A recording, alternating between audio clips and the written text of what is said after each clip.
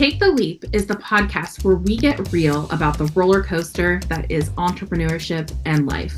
Sure, some folks make running a business look like a walk in the park, but let's be honest, it's more like a wild ride through a theme park with a lot of unexpected twists and turns. Join us, your co-hosts, Ashlan and Tory, as we spill the beans on our own real-life experiences and shine a spotlight on some amazing guests.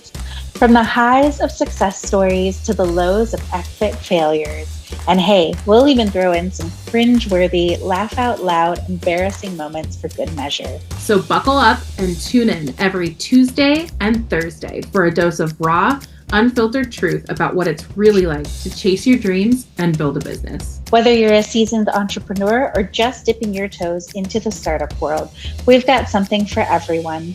Even if it's just to make you think, wow, I'm glad I didn't do what they did.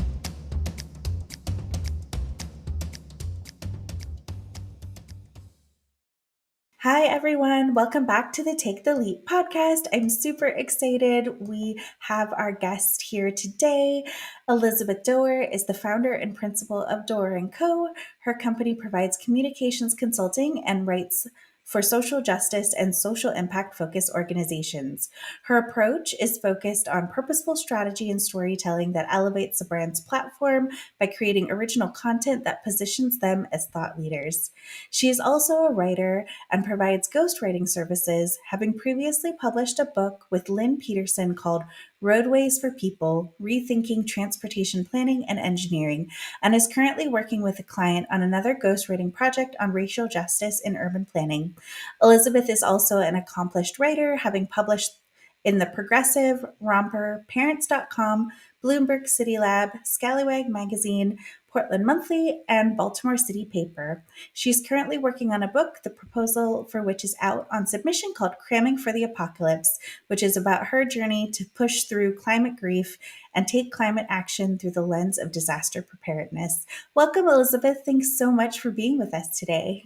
Welcome. Thank you so much for asking me to be here. I'm so excited to talk to you. So we like to start off with the same question for all of our guests, and that is, what is your Take the Leap story? Yeah, so my story is all because, or at least this leap that I took into entrepreneurship came because I had a kid. And it's interesting because I have a lot of friends who are moms and also writers, and so many of us have this kind of story as well. We moved to Portland in 2016 so that I could be closer to my family. And I had had a job in higher ed and I loved it, but it was just, we were in Baltimore before. And when we moved here, I found out I was pregnant within like 3 weeks of moving here. And my husband had a job in healthcare, which allowed us to move, but then I didn't have a job. And I had gotten my master's in writing. I just finished it when I was working at Johns Hopkins. I used my tuition remission for that. And so I was like, well, maybe this can be my chance to jump into freelance writing. And that means that freelance writing means a lot of things. It could be writing for magazines and pitching to magazines and publications, but it could also be writing for clients that, pay you to write their, blog content or whatever. The magazine, the I guess freelance journalism side doesn't pay a whole lot. And so over my son's like first years of life, where I was really kind of navigating my own identity, I ended up doing a lot more of the freelance writing for clients. I have to say it was probably like 4 or 5 years that it really evolved over this period of time. And I had another part-time position working in the area of experiential education, where that's the world that I came from before, but also freelancing on the side. And then I was applying for jobs, to like full-time jobs, to just go back into the field, not just, but like to try to go back into the field of experiential education or community engagement. And the pandemic hit, and my son, who was then 3, was home from preschool for 4 months, and that shifted everything. And so I was kind of at this point where it was either I really go hard into trying to find this full-time position, or I double down on this going solo and entrepreneurship. And for the previous 3 years, it had been pretty informal. It was just taking what I could get, and I really hadn't framed much of a mission or vision. And that beginning of the pandemic that really upended everything. But it also brought me to the place where I, had a more formalized business, which is now called Doerr & Co. And so that really launched in 2020. I had been doing the work and I had been freelance writing, but I worked with a friend of mine who is a career coach, and she and I kind of helped frame what I was looking to do. And then I worked with a brand designer who also helped me really dial in on the mission and vision and how that would play out in the branding. And so that's, the whole point for me was that I was creating a business model where I was working with companies and organizations and people that shared my values and social and racial justice and environmental work and working to combat climate change and all of that. And so, and it has evolved. I mean, so I have a few pretty regular clients that I write blog posts and newsletters for.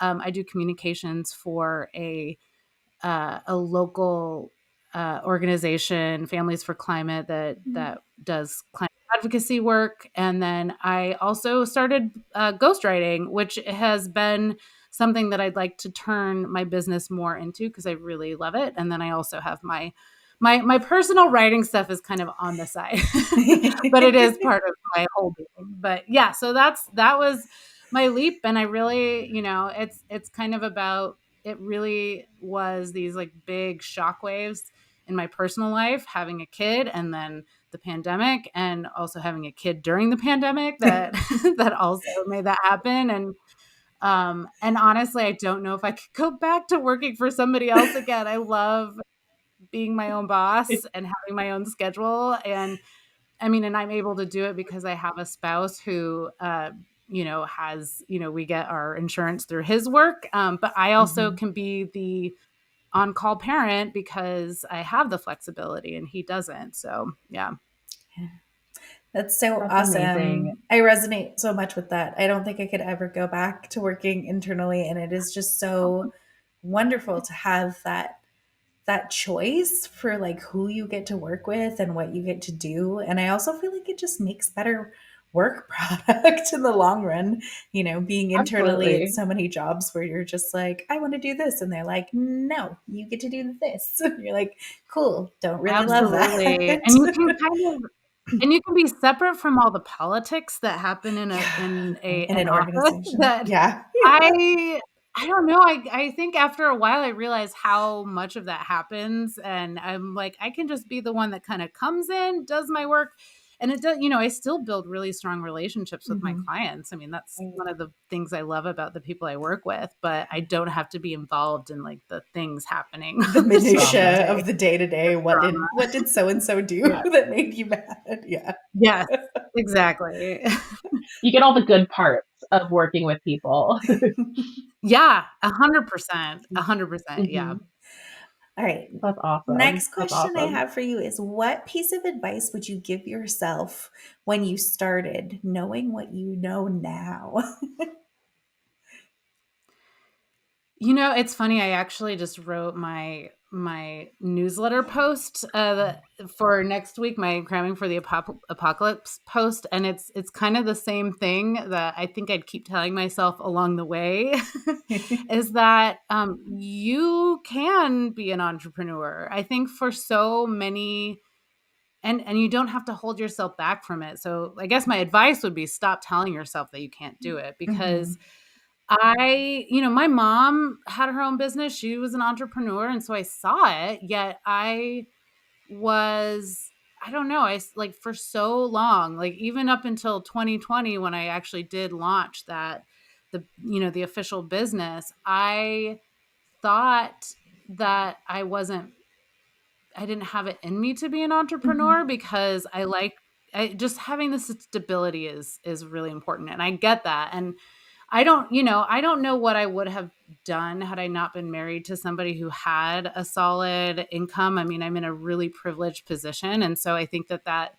is really, really depends on people's situation. But even then, I do think I probably, if I had I have it in me to do it. And I think that so many of us, especially women, tell ourselves these stories that we can't do something, or I'm not made to do something like that. And then you kind of need somebody to convince you, or something to convince you. And then step by step, you kind of get there. I mean, it took me like 3 to 4 years of kind of going, floundering and doing stuff on my own and still being an entrepreneur, but not really believing that I was, to get to that point. So yeah, I just think that we need to stop telling ourselves we can't do certain things. And I say this because I also have a podcast, and I was talking to a woman who taught a fire making class that I took, that I was so inspired by it, and I was so inspired by her. And when we were talking, I said something like, "Oh, I'm never, it's like I don't think I'm ever going to become a fire expert or fire making expert." And she was like, "Hold up."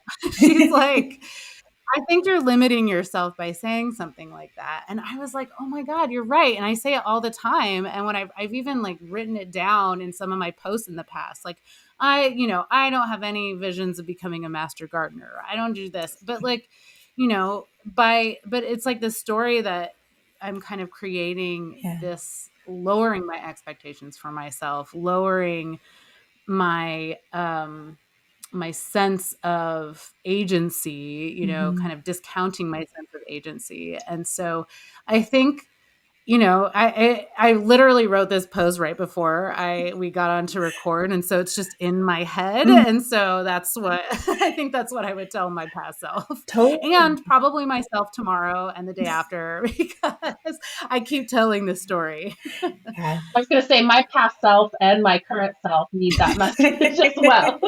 Yes. Don't make it absolutely relate to that. Yeah. Don't make it a self-fulfilling prophecy. That post I wrote was for me right now in this moment. I love it. Awesome. Well, and this is kind of something else we like to ask people, and I think you went into this a little bit, but what is your why for everything that you do right now?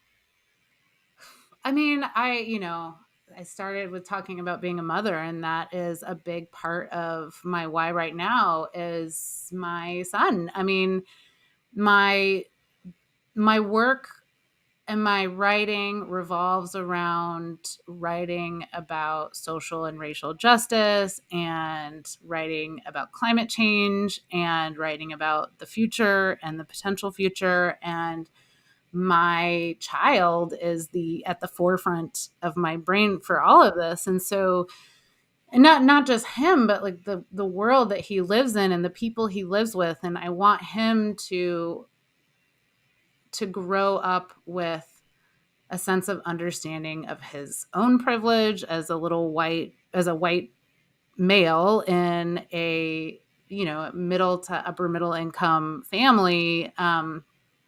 And I want him to also be living on a planet that isn't going to die off, or at least things around him. And I want his friends and his community and the people around him to be healthy and safe and happy. And so that is my why, kind of in the existential sense. From the day-to-day sense, it's that too. I mean, I am in this job, I'm in this flexible work so that I can be with him growing up, and to not be consumed by work, and to be able to,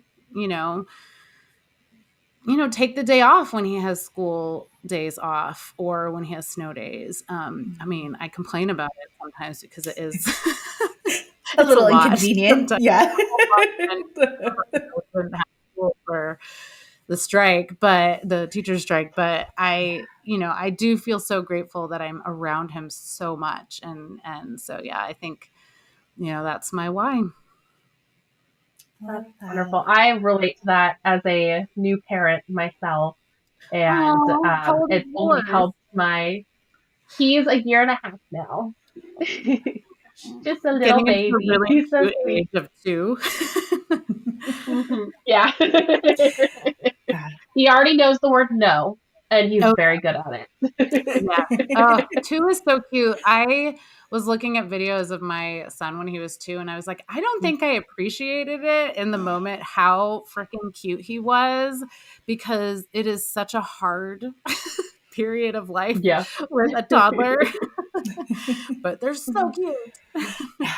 Just so sweet. Yeah. Both Yeah, of I'm learning something new every day. Yeah, Yeah. both of your kids are getting so big. Like every single time I see pictures of them, I'm like, where was the tiny little human that I had just seen? Mhm. Like, I yeah. know. I know. I feel like Ashlan, I feel like when we met, he was maybe 4 or 5, and Yeah. now he's Yeah. Yeah, because he almost was 7, playing on and the it's like, on the playground while we like chatted in that group. Yeah. God, yeah. that feels like Oh my ages gosh. ago. I know. It was. It happened so fast, I feel like. I saw a picture of him as a newborn the other day and almost started weeping. My I husband was know. like, Where does the yeah, time he's so go? fast. I know. But this wasn't in the list before. I just kind of have like a follow-up question. So one of the things that I was reading ahead of time was Cramming for the Apocalypse, kind of signing up for your newsletter and listening to your podcast. And I really like that concept of, there's a lot of dread when we think about this topic, and it's really like it's just, it's overwhelming, and what can we do about it? And I love how you kind of approach it from that lens of, okay, but what are some things that we can do, and what are some hopeful things we can look forward to? And everything you just said about the world that you're bringing your son up in, I have so much of that same anxiety and fear that, one, the world might not be here for him when he grows up, or that people are becoming so hateful or whatever, that we might not have, we could have a whole podcast episode on all the negatives. And I just, wanted to ask about that, like, or I just wanted to point out, I guess, that having that approach to climate change, I kind of feel like I need to start having that approach to parenthood as well. Mm. Because it's so overwhelming to think about the future that we absolutely cannot control, but also we can in a way. So I love that, all the writing you've been doing about that. I just think that's really wonderful. Oh, thank you so much. And it's so good to hear that message gets across, because, I don't know if it's not like a strategic approach to these newsletters. It's kind of like what's coming up in my mind. And so it's really nice to know that message kind of gets across. But I think about that a lot, as far as,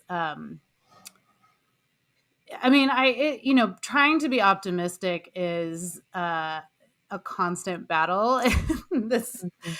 in the state of the world. And but I also think it's kind of a radical act too, because it is so easy to go down the doom spiral and to Mhm.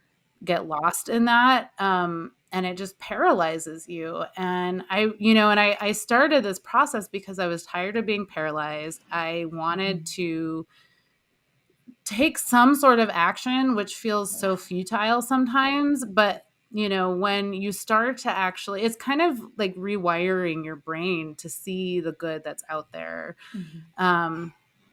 which is still really hard to do. And it doesn't discount the many things that we see, the atrocities that we're seeing on the people of Gaza, or on the just the fossil fuel companies basically running the world, and governments not doing enough.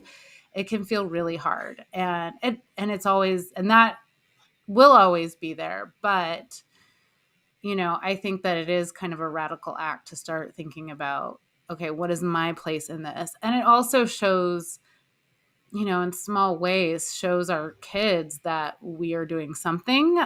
I had and also, trying to encourage him to be a part of the solution, whatever that solution may be. But also, I think that, when I started the project of like trying to build disaster preparedness skills, I was gonna, put Finch in. I was gonna put him in like scouts and have him learn all these things. And he may do that eventually, but I realize that that's not his journey. This is mine. Like I can't necessarily choose it for him, and I have to do what I can to make this world better, as I have the agency as well. So yeah, it is hard to see the positive, but it is a radical act to do that. Yeah, we I still love have that. that choice, right? Yeah. Absolutely. They're one of the people that I interviewed for my podcast and that I've been working with calls it the hope gap. I mean, it's not just her that calls it that, but it is that, and especially in climate change, and that when you don't have any hope for the future, there's just, you're not going to do anything about it. Yeah. But we need to fill that hope gap. Yeah, I've been rewatching like a lot of old movies and a lot of old things. Like recently rewatched, Aaron Brockovich, which is like super old, but I'm like, oh my God, how are we like literally still fucking things up the same? Like, Oh my it's like gosh. we've known No, about this, and I just, For so yeah, long. yeah. And I'm just like, oh man. I was like, okay, well, I know. small things, hopefully, small little things can bring about Yeah. change. All right, so now we're just gonna wrap up with some hot seat questions. So random things that Tori and I thought to ask you. Yay. I'm excited for this. Yeah, so I'll go first. I want to just hear a little bit more about what inspired you to start your Substack. Like you already talked about a little bit about it, but like when was the moment of, okay, yes, gonna do this? Yeah, I had been writing my book proposal, and I had been doing so much research for the book, but had nowhere to put it because it was, a book project takes forever and a Substack is immediate. I can publish and free. So I could publish when and however I want. And so I was like, I'm going to do this. And it also was kind of an accountability mechanism for me because I needed something to just keep writing about it, even if it wasn't, organized in book format. And it's been super cool. Like my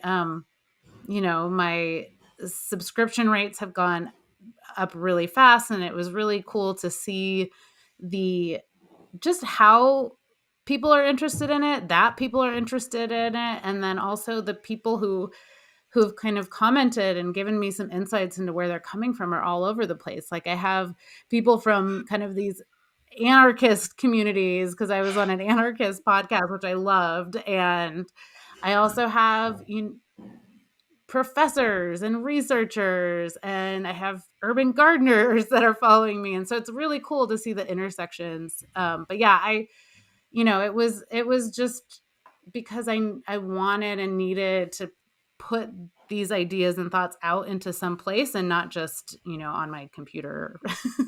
I love that. So. I love that. I love that.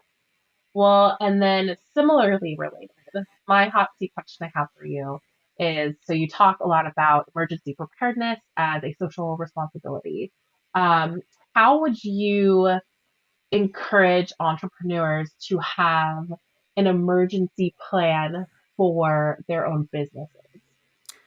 Oh, that is a really good question. And I don't know, I mean, I am an individual doing my entrepreneur journey. And so it's kind of, one and the same of my personal life preparedness.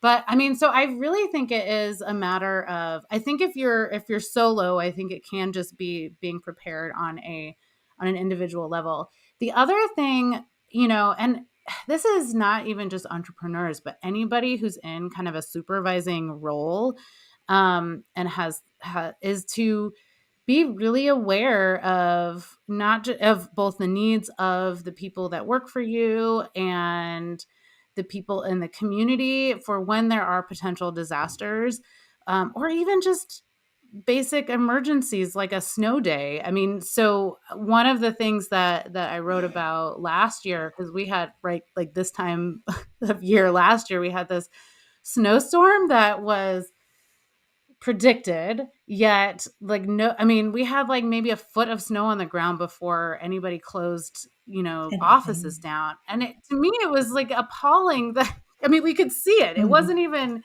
it was appalling that these offices downtown, I know somebody that works at PSU and they still didn't close until like 5, which is the normal time. And, it was like, it was really irresponsible on the part of the people who make decisions. And Mhm. so because it was bad for these, it was bad for their employees because they got stuck in traffic, but then there's a ripple effect. It's really thinking about what these decisions you make, what actions you take, Mhm. are going to affect others. So they couldn't pick their kids up from school on time, and then the teachers couldn't go pick their kids up, and all of these kind of things. And I, so I think that that's it can be the same with entrepreneurs. And so I think it's really thinking strategically about what are the potential disasters, what could be involved in, in certain, um, in your field. And some of them could be specific to your field. So, event planners, I think about this all the time in Portland. We had an event for the experiential education organization that I worked for in Portland. And we talked about the earthquake and what would happen if the earthquake happened while the event was happening, and what would that look like, and what are our protocol. And so I think that I don't know if we actually did a very good job at creating a disaster Disaster plan, plan, but you but talked about we it. yeah, we Yeah. talked about it, but that doesn't mean that we would actually have an executable plan. But that being said, like, I think that that's probably what I would recommend. Mhm. And yeah, and especially like the thing about I don't know, I'll go back to this because it frustrated me so much when, we had this like we had these people stuck on the freeway who could have gone home 4 hours earlier. And now Right. the people with real emergencies are they're, the emergency vehicles can't get to them. And Mhm. so that I think is the example of the social responsibility. So it's the ripple effect, and really just thinking about how what we do impacts other people. And Mhm. so if we are making decisions that impact our employees, it also is going to impact the community at large. And it's the same way with being prepared on an individual level, especially those privileged, uh, who have money, who have time, who have resources, who have the education. They should have what they need to be safe in a disaster situation for at least 10 days. And that is so that any kind of emergency services can be freed up for the people who are more vulnerable Mhm. historically. The people of color, low income people, older folks, these people who really aren't going to have the capacity to prepare in the same Mhm. way. And so that's where the responsibility comes from on an individual level.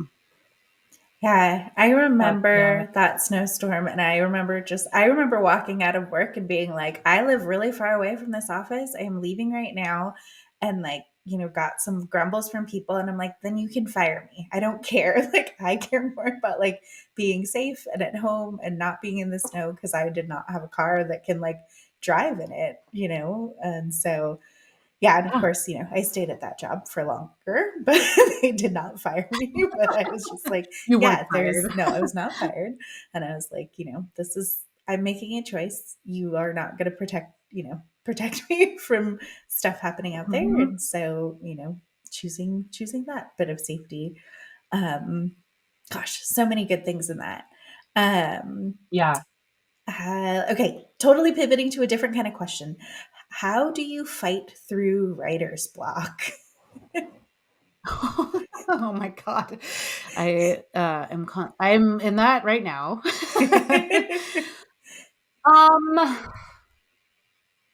So one of the, I have a few things. One is that I'm a part of a writers group. So we meet weekly. It's through an organization called Pen Parentis. So we're all parents and we all write. And so we meet Mondays, every Monday, and it's just an accountability group. So we check in on the goals we made the previous week, and then we make the goals this next week. And so I think that just having that accountability mechanism at least gets me sitting at the desk writing something. It might not be very good if I'm not feeling it. Yeah, but yeah, and it's like, and I think that it helps you. I mean, I really fight this perfectionism. I'm not a perfectionist in my, like, that's just not the way I work, which is useful in these kind of situations. But it can still, like, if I'm really just not feeling it, it can feel really hard. But I'm like, well, I committed to this week, and it's enough for me to just have, nothing's going to happen to me if I don't meet my goals. And even my group will be like, it's okay. We all, we all do will it. be like, yeah. So I don't know. For me, it really works to have that accountability mechanism. I also, I also I'm a co-founder of a writing community for moms, and we run a retreat this summer or every fall. And last year we had a session by Kimberly King Parsons, who's a Portland author and really just incredible writer.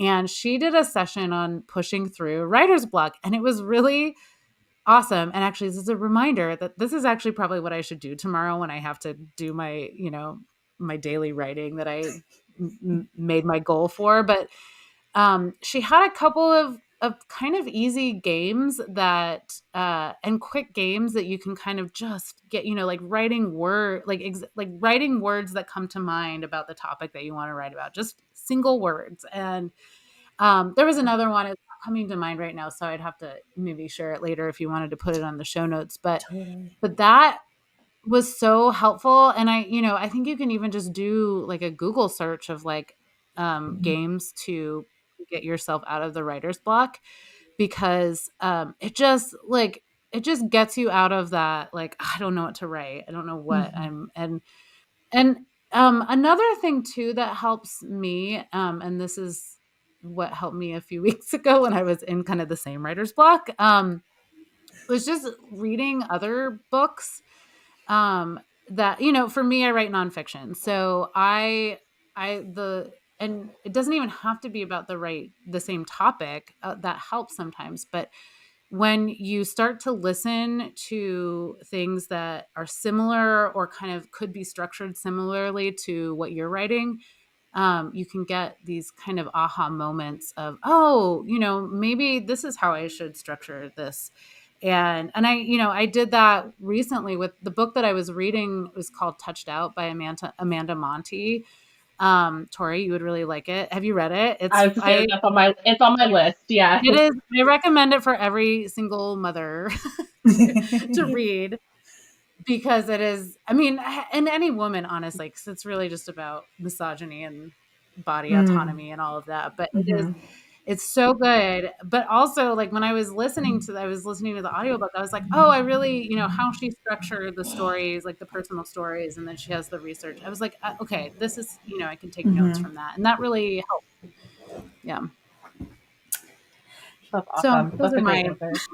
Appreciate that. Yeah. I'm always looking for ways to get out of writer's block. So thank you. That's great. So my next question is a little bit about parenthood. As a new parent, I've noticed that parenthood can bring about some transferable skills that I can use in my business. I've noticed that my approach with my business has changed a little bit. Have you noticed that in your own business and in your own life? What sorts of things have changed for you in your professional field since becoming a parent? Oh gosh, that's a really good question. I mean, for me it's balance, I think, and really just being, I mean, I worked in higher ed before, and students don't really respect boundaries of time all the time. But I was that, so I think I learned pretty early that I was like, I need to put a hard stop on reading emails after like 6 p.m. or whatever, you know. Although that would be earlier now. I do not work that late anymore. But yeah, I think that it's really just, shutting off and not, and letting people know that not to expect emails from me at a certain time, or that I would respond at a certain time. Um, I don't, or feel, I don't know. I also, it has really made my perspective of what is urgent, really honed in, because there are just, when you're in a field, like everyone thinks that whatever they're working on is like the most urgent thing, and no one is going to die if this doesn't get done. And so I think for me, that's what I really have brought to it. I should also, this is bringing up two stuff. I didn't mention that I am also the co-founder of Scribente Maternum, and we actually have a session. It's a virtual session coming up in the spring that's called Monetizing Motherhood. And so I feel like that actually would be I'll have to send you the info for Please that. I feel do. like your community would really love that. Yes. Yeah, and then Thank you. Amanda Monty is also doing a virtual session too, and it kind of about that balance, like how do we balance these this like writing professional life with being a mother. Yeah. And so those would be really, I feel like your audience would be really into those. Yeah, please send it Absolutely. If not just along. me, I would be. Yeah. Sorry, you're in. I'll email them to you. Yeah. Thank you. That's awesome. Yeah. I think I would add that too. It's just like, I know that for myself, like I'm not a parent, I'm just, married, but I always give a lot of grace to people who have kids, like remind others that, like, it's not only your most urgent, important fire out there. People have lives, people have things. Like, we don't live to work, or work, Right. to live, kind of thing. So remembering that. Right. Yeah, and you don't even have to have kids to really respect Yeah, that, of, Right. or to have that be a value for yourself totally. as well. And like, it benefits all of us to have vibrant lives outside of our work experience, and Mhm. not let them affect each other too much. Totally. I was just going to say, if you're an entrepreneur, chances are you're becoming one in some way, shape, or form because you want to set that boundary for yourself. You want that kind of a lifestyle. And so I feel like, 100%. yeah, it's just good to, it's hard sometimes when you kind of put your head down and you're like, oh, I need to get clients or I need to do this. It's hard to remember that. So, but yeah, becoming a parent has had that same impact on me as Yeah, well. Like, absolutely. And you saying that too also I mean, because I don't know if I've found comfort in that ebb and flow. I think that is really the huge challenge of being an entrepreneur. And I think it's the eternal challenge for a lot of us, Mhm. that it's like when it pours, but then on the other hand, you have the droughts. And, you know, I think last year was probably and maybe this year, or maybe this year actually, because this time last year I was stressed out because January, early February tends to be kind of the drought months. But then, when my son's summer break came up, I really didn't want to be working a ton that summer because, camps and stuff are helpful, but they're not as consistent as school. And so, it worked out really well, and I think I found some, I guess, appreciation in having the slower months, and then appreciation that I wasn't, because if it was really busy, it would be an insane summer, and super stressful summer. But the work does always come. It's like it doesn't, and that's the thing. You have to be like, the work you're putting out in the world, and I don't know, the marketing, or however you're doing, whatever you're doing to try to find clients, is working. It's just not always going to be an immediate result. And I have to kind of remind myself that. Yeah. It never stops. It's a good thing. It never, ever stops. Yeah. No. Never. Awesome. Okay. Such a good point. Our last hot seat question. What impact, if any, has AI had on your business? Oh, well, it's so funny that because we were talking about this before. I do a podcast, and so Descript, which is the platform we're using right now, is an AI like editing platform and has other services that I didn't even know about, like such as this platform. And I had started recording for the podcast, but I edited my first episode in GarageBand, and it was so tedious and so frustrating that I was like, I don't think I can do this regularly. I'll maybe have like 4 episodes a year. And then my friend who's she works in public radio in North Dakota. She was like, "Oh, have you heard of Descript? You should use it." And it is amazing. I mean, it is like it transcribes it immediately. You can edit by just deleting words. It is the most amazing service. But then actually, the one that has transformed what I am doing is actually, it's called Otter AI, and Otter, and it's a transcription service. And actually, Descript kind of does the same thing because it does transcribe it, and you could probably have just Descript, but Otter has been amazing because it'll join my Zoom sessions and will automatically transcribe all of my discussions. And for me, I am constantly doing interviews. Like that's how that's my job, is interviewing people, is probably what I'm doing more often than writing or just as much, because then I can I always type while I'm interviewing people, because it's how I take in and remember certain things. And so I can kind of go to what I wrote and be like, oh, they said this, and then I'll go to the Otter transcript and like copy paste the exact quote. So I don't have to go back to the Zoom and look at it. And it has made my life so much easier. And I discovered it because one of my clients had it, like it came into my Zoom, and I was like, what is that?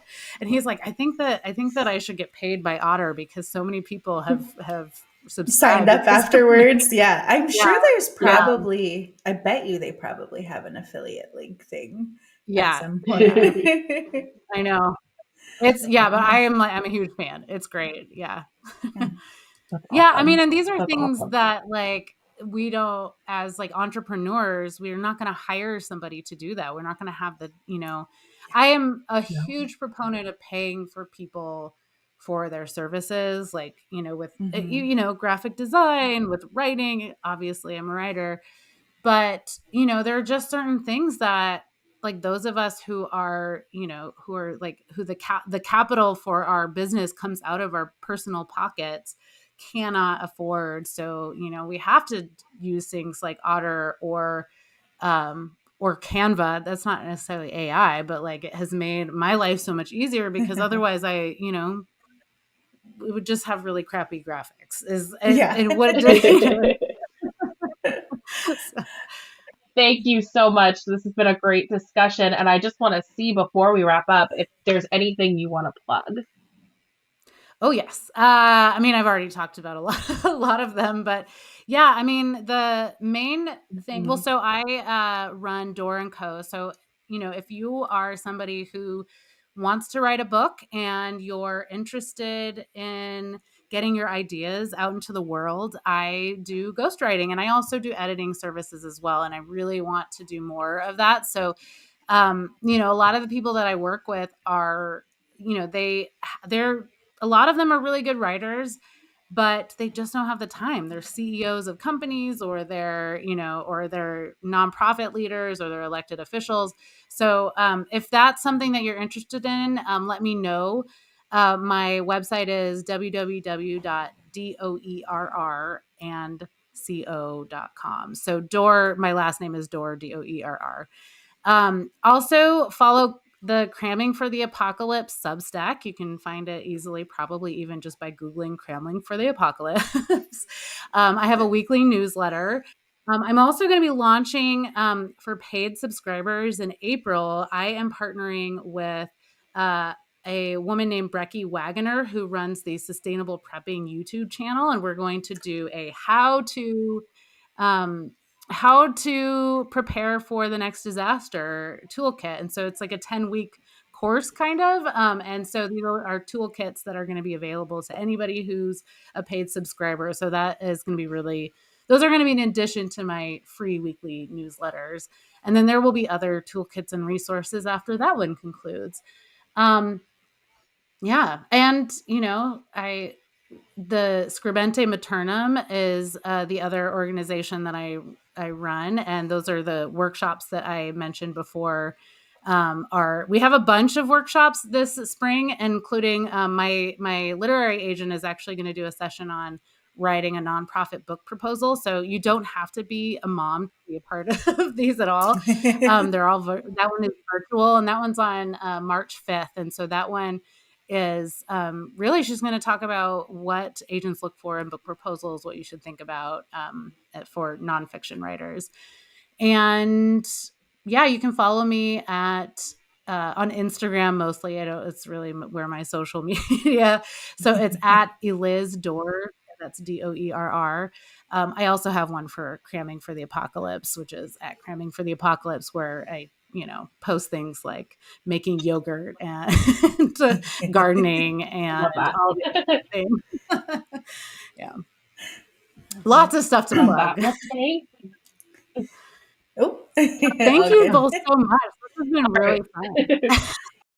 Thank you for listening to the Take the Leap podcast. We hope you found useful takeaways you can apply to your entrepreneurial journey. Subscribe so you don't miss future episodes, and keep in touch and follow us on Instagram. If you have business questions, shoot us a direct message or leave us a comment. We'll try to cover it in an upcoming episode. And visit our website, taketheleap-today.com, for more resources like our online course that accompanies this podcast.